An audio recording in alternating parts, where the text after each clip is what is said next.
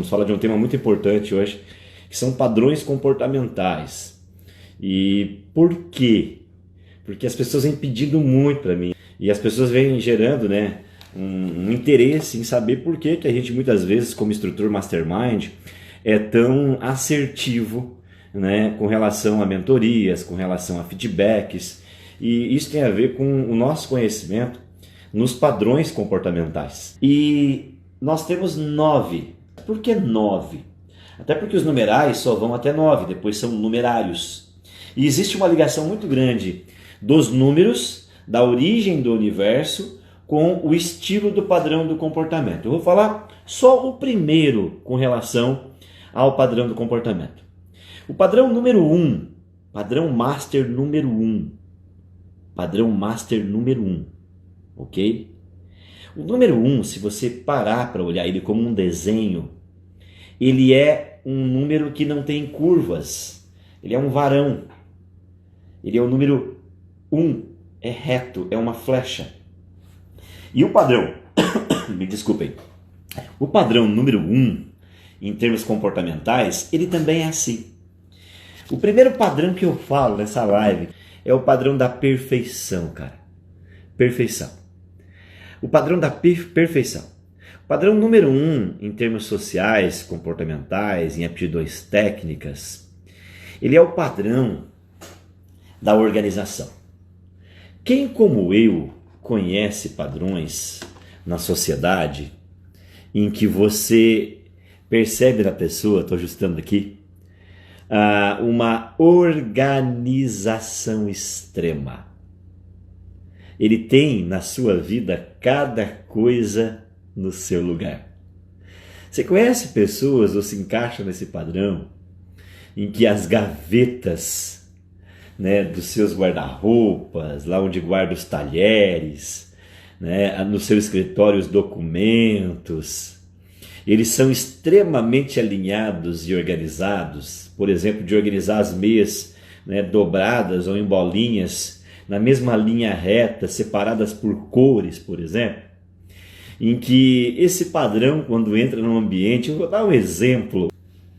Tem padrão que quando entra numa sala, esse padrão 1, esse padrão muito organizado, quando ele entra em uma sala que está com as cadeiras desorganizadas, ele sente uma agonia interna. E se ele puder, ele vai lá e começa a organizar as coisas. Quando esse padrão, ele está extremamente estressado, é muito possível que ele comece a arrumar uma mesa que nem é dele. Você conhece gente assim? Que chega na tua sala e a tua mesa tem o teu jeitão, e a pessoa está estressada e começa a organizar os papéis e organizar as coisas, sabe? Aquela mãe que vive brigando contigo pela limpeza da casa, pela perfeição da organização das coisas, e vive o tempo inteiro estressada, inclusive, e sempre está dizendo assim que nada pode ser melhor ou mais bem feito do que ela, porque ninguém vai conseguir fazer tão bem feito quanto ela. Esse é o padrão 1, cara. Ele é muito bom. Planejamento, inclusive, ele é excelente, porque ele sabe que ele era a ordem dos planos. Mas ele tem uma dificuldade de executar as coisas porque ele precisa de um empurrão, que é o primeiro. E muitas vezes, galera, ele paga um pressão danado por isso. E também se torna alguém que é quase impossível de se conviver, de tão exigente que ele é. Então o padrão 1, ele se torna tão chato, que é difícil de conviver com ele. Talvez você teve uma mãe assim, talvez você tenha alguém assim, e talvez você é uma pessoa assim, que é extremamente organizada, as roupas sempre bem alinhadas, muito bem passadas, combinando as cores, canetas no escritório sempre bem organizadas. Nós temos no nosso escritório hoje, ela faz parte ainda e está fazendo agora uma transição para uma empresa. A pessoa que faz o marketing da nossa empresa, ela é muito, muito padrão perfeccionista. É perfeição na vida dela.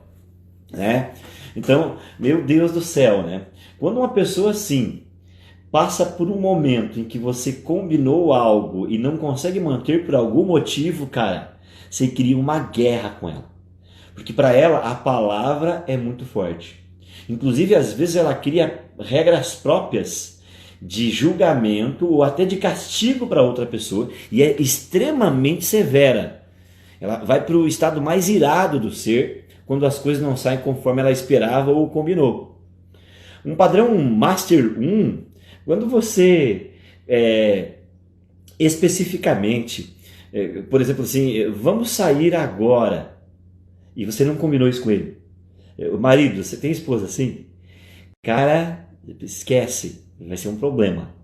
Porque ele já tem centenas de coisas organizadas e para ele desfazer, né, a métrica do plano mental dele para um novo plano vai ser terrível. Então nós temos o padrão que eu citei, que é o perfeccionista. Ao lado desse padrão, nós temos um padrão que é o padrão da presteza, que é aquela pessoa, cara, que ela vive por si para ajudar os outros. Você conhece gente assim? Você conhece pessoas que, por si só, né, elas têm um movimento comportamental que elas se sentem muito bem, extremamente bem, ajudando? As mães muitas vezes são assim. É um padrão que vive ajudando a outra pessoa. Você quer um exemplo? Você chega numa empresa e essa pessoa tem uma mente, um padrão master, né, de presteza, de querer ajudar as outras pessoas. Aí quando você chega na empresa, você marcou uma reunião com ela. Ela vem muito próximo de você, ela vem e aperta a tua mão, ela vem olha nos olhos, como se você fosse um parente dela. Aí ela te oferece um café, e te oferece uma água, e oferece uma cadeira. Tem pessoas que no estado, né, muito forte nesse padrão, muitas vezes de estresse, é capaz de elas virem querer que você sente na cadeira dela, da maneira que ela tem de querer te ajudar. São pessoas que, de certa maneira, elas têm um certo orgulho, inclusive. Porque essa pessoa, quando começa a fazer por ti, começa a querer somar na tua vida, começa a querer, né, ser uma pessoa que presta serviço para você. Geralmente gostam de cozinhar muito, porque as pessoas vão gostar do que ela vai cozinhar, o prazer pelo sabor das coisas. São pessoas que ajudam, estão sempre ligadas a trabalhos solidários, ajudando na sociedade, porque elas têm um prazer enorme em ajudar. Só que tem um vício danadinho nessa pessoa, porque a pessoa que tem toda essa presteza, quando ela está ajudando, ela tem uma necessidade de retorno. Já ouviu alguma vez aquele comentário assim, ó: quando eu morrer tu vai ver a falta que eu vou fazer na tua vida? Você já ouviu alguma vez esse comentário? Então isso tem tudo a ser, né, um vício emocional do padrão de presteza. Por quê? Porque ele sente uma necessidade muito grande de ser reconhecido, ao contrário do primeiro padrão que eu citei, pelo serviço prestado. E quando ele não é reconhecido pelo serviço prestado, ele se sente inútil. E ele fica inclusive com raiva. E esse orgulho fica tão grande nele que ele é capaz de sabotar a pessoa que ele esperava um retorno e não teve. E se sente profundamente magoado. Se sente profundamente chateado. E muitas vezes vai para um estado emocional de vitimismo. Se o padrão 2 se sente amado, né, esse padrão prestativo, ao prestar serviços, o padrão número, o primeiro que eu citei, o da perfeição, ele vai se sentir reconhecido quando as coisas estão organizadas aos olhos dele. E se nós temos um padrão da perfeição, nós temos um padrão da presteza, nós temos um padrão que vem depois. Porque se tem a pessoa que presta serviço pensando em ser reconhecida pela qualidade do atendimento entregue a outra pessoa, pode ser em cozinhar, em cuidar, em proteger, em dar carinho, em dar colo, em dar amor. Se nós temos o outro, que é no organizar, no alinhar, no planejar, no ser rigoroso com as promessas da vida, nós temos um terceiro. Esse terceiro é o da performance. A pessoa que é focada em resultado. A pessoa que é focada nas metas. A pessoa que é focada inclusive na imagem, no palpável. Porque se vem no movimento 3, é do tridimensional, é quando as coisas se materializam. Padrões comportamentais, e quando você pergunta se ele tem meta, Ele tem meta até para acordar, gente. O cara tem meta para acordar, tem meta para ir dormir, ele tem meta na alimentação, ele tem meta nos relacionamentos, ele tem meta para quantas mulheres ou quantos homens já se relacionam na vida, tem meta para comprar carro, casa, subir na empresa. Então essa pessoa é muito focada demais no resultado. Tão focada no resultado, que é o contrário de quem vem antes dele, que é ligado no relacionamento e na prestatividade. Ele nem se importa tanto com os relacionamentos, que o negócio é negócio. E é 24 horas por dia. Um padrão assim, pelo menos até os 50 anos de idade, cara. Pelo menos até os 50 anos de idade, ele fica muito focado.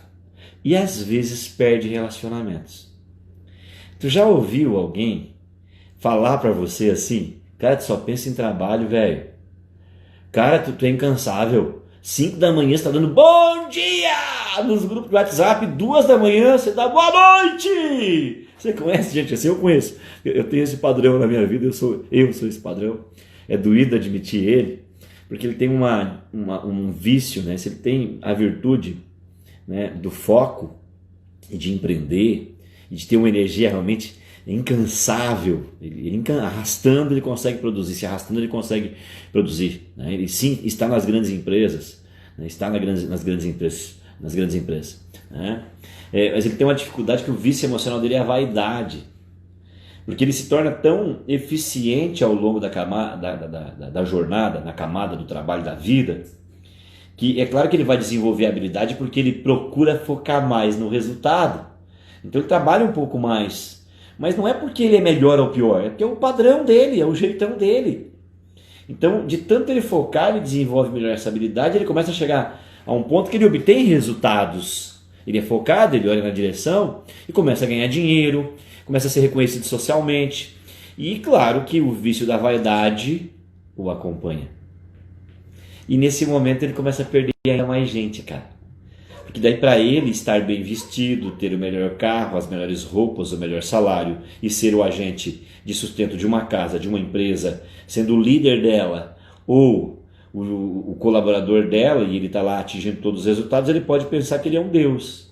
E cara, se paga um preço danado. Por quê? Porque a gente começa a perder as pessoas. Porque as pessoas não conseguem, primeiro, que ter uma energia. Os outros padrões, os outros 8 padrões, não vão ter a mesma energia que nós. Não vão ter. O pensamento nem sempre vai ser tão acelerado, porque a visão do 3 é tridimensional. Ele imagina as coisas prontas já. Por isso que às vezes até para falar um vício emocional dele, ele começa a falar e no estado de estresse ele não termina a frase, de tão estressado que ele está. Ele pensa que falou tudo. E ele quer o quê? Ele quer que a outra pessoa entenda o que ele disse. E ele fica possesso. Eu faço isso. Ontem ainda tive uma discussão, né, com alguém da nossa equipe, admito, naquele momento, por esse motivo, salvo a outra parte, que toda discussão sempre tem 2 partes envolvidas, eu não estava nem... Eu pensava que dizia e não dizia, porque estava no estado de estresse em um determinado momento. Então tem que ter esse cuidado